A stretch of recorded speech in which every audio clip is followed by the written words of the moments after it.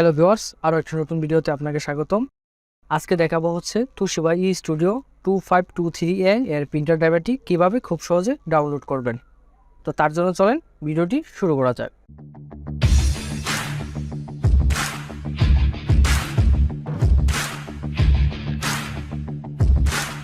প্রথমে আমি দেখাবো হচ্ছে কীভাবে ইনস্টল করবেন।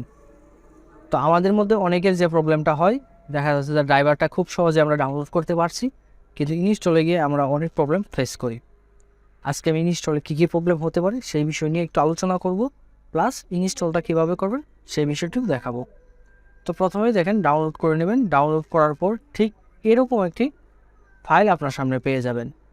ডাউনলোড করার পর যে জিপ ফাইলটি পাবেন সেটি যখন আনজিপ করবেন ঠিক এরকম একটি ফাইল আসবে। দেন ফাইলটিকে আমি একটু আনজিপ করে নেব।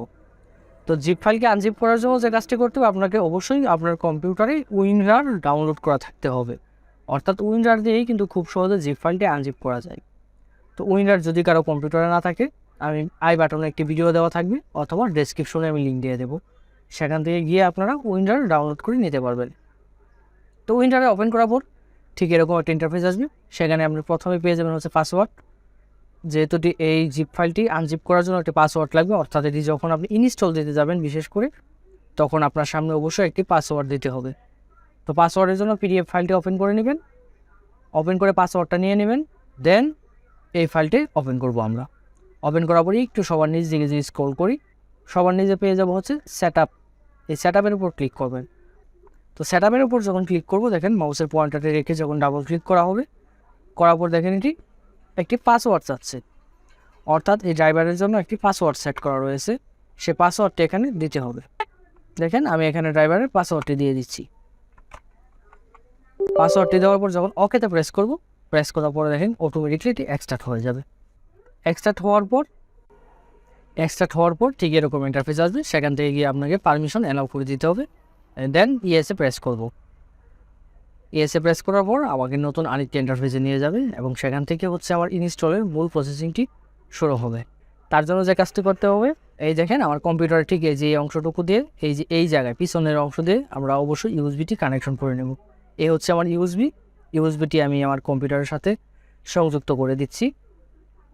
দেওয়ার পর ইউএসবির অপর আরেকটি প্রান্ত রয়েছে, সেটি হচ্ছে আমাদের ফটোকপি মেশিনের পিছনে ঠিক এই জায়গা দিয়ে দেখবেন, এখানে দেখবেন একটি জায়গা রয়েছে যেখানে ইউএসবি কেবলটি লাগিয়ে নিতে হবে।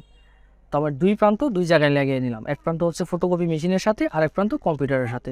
দেন আমি বিদ্যুৎ সংযোগ দেব ফটোকপি মেশিনে এবং সুইচটি অন করে দেব। সুইচটি অন করার পর আমার মেশিনে দেখেন লাইট জ্বলে গেছে, তার মানে আমার কাজ আপাতত ওকে। দেন আমি আবার চলে আসবো হচ্ছে এইখানে আমার কম্পিউটারে। আসার পর আমি এখানে নেক্সটে ক্লিক করব। নেক্সটে ক্লিক করার পরে আবার নেক্সটে ক্লিক করার পর নেক্সট ক্লিক করার পর সর্বশেষ ফিনিশে চলে যাবে। এখন দেখাবো হচ্ছে কীভাবে ড্রাইভারটি ডাউনলোড করবে। তো ডাউনলোড করার জন্য কম্পিউটারে যে কোনো একটা ব্রাউজার ওপেন করে নেবেন। ওপেন করার পর একটা লিঙ্ক দেবো আমি ভিডিও ডেসক্রিপশন অথবা ফার্স্ট কমেন্টে, সেই লিঙ্কটি এখানে প্রেস করে দেবেন অথবা লিঙ্কের উপর ক্লিক করবেন। ক্লিক করার পর দেখেন ঠিক এরকম একটা ইন্টারফেস আসবে। এখান থেকে আপনি দুটা ফাইলই একসাথে ডাউনলোড করে নেবেন। একটা হচ্ছে পাসওয়ার্ড আর একটা হচ্ছে ড্রাইভার। তো ড্রাইভার যদি ডাউনলোড করেন তাহলে কিন্তু পাসওয়ার্ড পাবেন না। তো ড্রাইভার এবং পাসওয়ার্ড দুটি ফাইলই মাউস ড্র্যাগ করে সিলেক্ট করবেন, মাউসের রাইট বাটন ক্লিক করবেন, দেন ডাউনলোড করবেন ক্লিক করবেন। কিছুক্ষণ অপেক্ষা করবেন, কিছুক্ষণের মধ্যেই ডাউনলোড হয়ে যাবে। তো এই ছিল আজকের মতো। ভিডিওটি কেমন লাগলো অবশ্যই কমেন্ট করে জানাতে বলবেন। আর এরকমই যে কোনো ড্রাইভারের জন্য আমাদের সাথে যোগাযোগ করতে পারেন। এই ছিল আজকের মতো। দেখা হবে পরবর্তী কোনো ভিডিওতে।